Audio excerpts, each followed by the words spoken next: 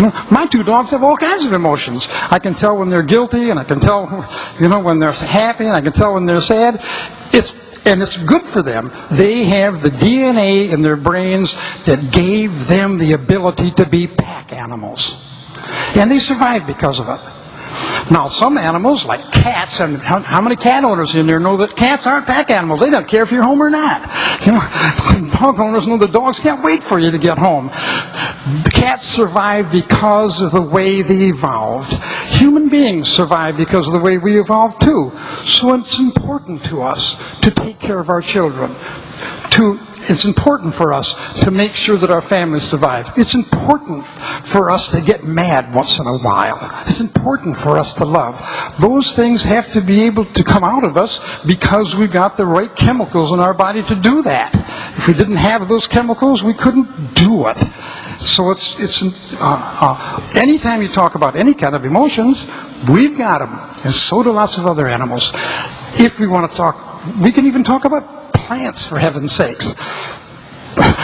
If insects attack a maple tree, that maple tree gives off a chemical called a pheromone that goes out through the rest of the forest and unites with the leaves and the trees and the rest of the forest. Those trees pick up that pheromone and then they produce a chemical to withstand the insect infection. That's important for those trees to be able to do that. It's important for them to be able to communicate with each other by using chemicals. It's important for us to do the same thing. What we smell on each other is important. What we see on each other is important. Those things are controlled by DNA. Can you teach your child to love? Can you teach your child to hate? Sure you can. But you can do it because those chemicals are there. We are an animal that has the ability to make our environment part of so we can survive. We can control our environment. We can control it because we've got intelligence. We can control it because we have emotions. We get those things. We get the basic cards we play with from DNA. Some of us get a better deck than the rest.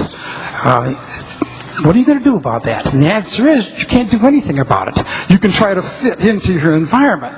You can't make yourself something that you want to be just by wishing it. You were a sperm and an egg, and that sperm and an egg developed from a lot of cells. I want to ask you a question because. Another question, because I hear this a lot. People are saying, well, how do you know about that evolution? You weren't there. How do you know that those things are really happening? You weren't there. Well, my question to you is, were you there when you were conceived? Do you remember that? Can you prove that you were conceived if you weren't there? Well, some of you are saying, well, that's a silly question. Well, of course it's a silly question. And it's a silly question because we can look back in the past. We can trace back what happens to animals to make them behave a certain way. We can trace back to certain animals to show what kind of characteristics they have. If you were to take a little chunk of skin right there from me and look at that hair follicle, then you were to take a bird and take his wing and take that little follicle out right there. That's a feather follicle. Of course, if you took it from his leg, it would be a scale follicle. If you took a little chunk from a fish, you'd get another scale follicle. So there's scale follicles, feather follicles, and hair follicles. When we look at the DNA in those follicles, they're almost exactly alike. And then when we look at the DNA that produces the proteins that makes hair, scales, and feathers, it's almost exactly like. We can show relationships. That's important. Evolution wouldn't mean anything if we couldn't show relationships. If we found that a dog was more genetically related to a frog than it is to a cat, we'd know something's wrong. But we never find that. We know we've got so much information genetically that we may never figure it all out. We spend a lot of time here talking about fossils. Fossils don't mean anything as far as evolution is concerned. We don't need them. We got all the evidence we need to prove evolution without fossils. Forget fossils. They just aren't important. What's important is DNA.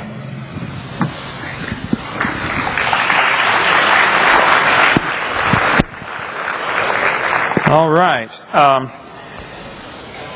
The question was, what's the purpose of life? Okay.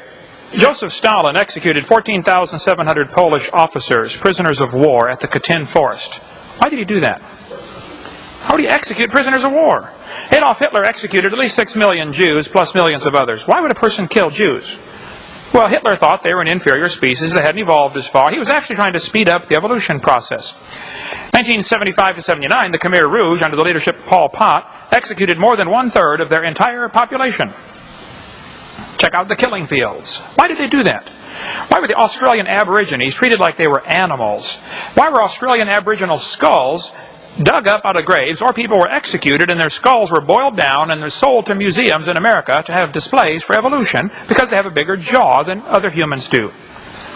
Kip Kinkle said, "If there was a God, he wouldn't let me feel the way I do. There is no God, only hate."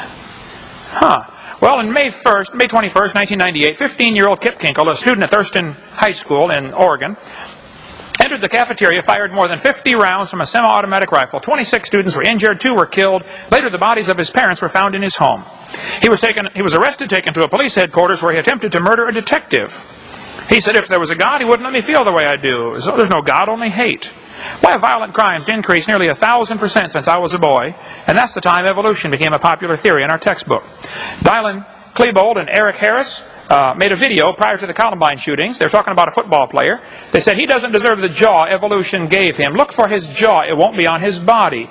Klebold's father was a geologist who believed in evolution. Both Eric and Dylan were followers of Nazi teachings. The shooting took place on Hitler's birthday on purpose. It was planned to commemorate Hitler. Eric's t-shirt said natural selection. They killed Cassie and Rachel just because they were Christians. They killed Isaiah just because he was black. Hitler hated black people. After all, they hadn't evolved as far. That was Hitler's thinking. The clothes may give a clue to the thinking of these teenagers. It said natural selection. Yes. What about this natural selection? Well, natural selection selects.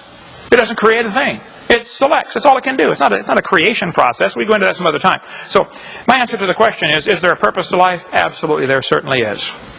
God created this universe with a plan. He created man with a purpose. Now, I have found in my speaking on this topic about 800 times a year all over the world and 15 years worth now, the reason people accept the evolution theory is not because they have a scientific reason. I asked a kid 2 weeks ago, I was debating 2 professors, or I forget where I was, it doesn't matter, 3 weeks ago. One kid came afterwards and said, "Evolution's a fact." I said, "Well, calm down, let me ask you a question. If evolution, if creation was true, if the creation story is true, would that affect your lifestyle any? If there was a creator that said, 'Thou shalt not commit adultery, no pornography, no lying, no cheating, no stealing,' would that affect your lifestyle any?" He said, "You're trying to embarrass me, aren't you?" I said, "I don't even know who you are. I'm just asking you a question." The reason people accept evolution is because of their sin, not their science.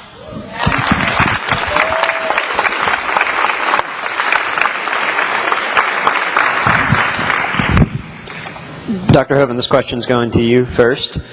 You've mentioned the second law of thermodynamics to prove that God must have provided the initial energy or the initial something in the universe.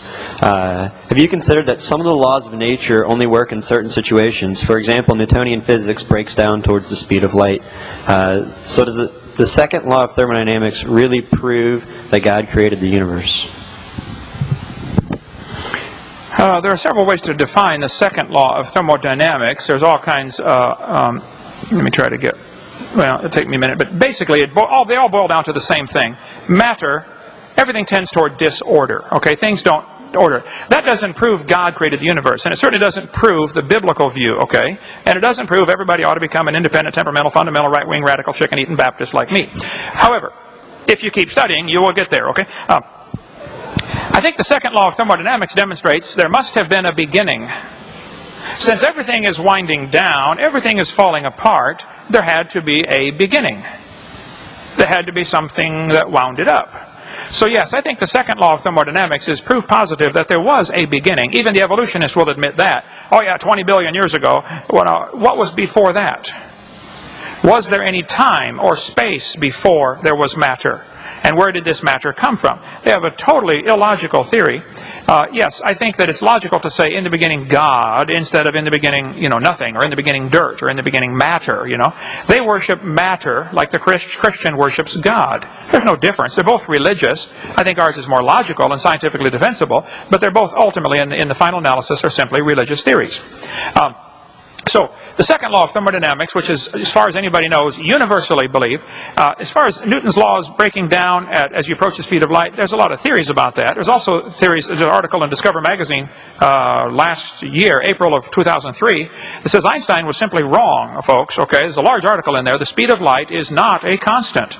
So I don't think it's correct to say that we know for sure that these laws break down as we approach the speed of light. It may be true. I don't know. I don't think anybody knows would be my point. I cover quite a bit about the speed of light and evidences of it in the last 10 years, proofs actually, scientific experiments that say the speed of light is not a constant. I'll get you some of those here. If I can get... Oh, no. Sorry about that. See, I told you about asking the questions in the right order, didn't I? Remember that? Be a lot faster. The second law of thermodynamics says everything's falling apart. There's lots of stars out there. I mean, like billions and billions of stars. We don't have a clue how any one of them could form by chance. And yet, obviously, they're here. So, the second law of thermodynamics, the Christian would predict that God created a universe, and we'll see things falling apart. The universe is winding down, okay? It's not getting better. And stars are blowing up. It's called a nova or a supernova if it's a big one. So yeah, we're losing things. And eventually the universe will experience what's called a heat death. Everything will be uniformly cold. And right now they look out in space and see this 3 degree Kelvin, minus 270 centigrade or minus 450 2.7, whatever it is, Fahrenheit.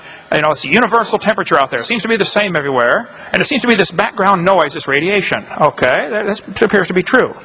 What does it prove? Oh, that proves the Big Bang. Oh, it doesn't prove the Big Bang. It doesn't prove the Big Bang at all. Nobody's for sure what's causing that. We are seeing stars appear to be drifting away, like the red shift, okay? There's not much question there's a red shift. The assumption is that maybe it's caused by the Doppler effect, but actually nobody knows what's causing the red shift. Even if it's true that it is stars drifting away or moving away, that would still beg the question of where did the energy come from to propel this thing? Where did the star itself come from? And I don't think we can prove positively that the redshift is proof of either great distances or that the universe that stars are moving away. They give the same thing with parallel motion or perpendicular motion to your line of sight.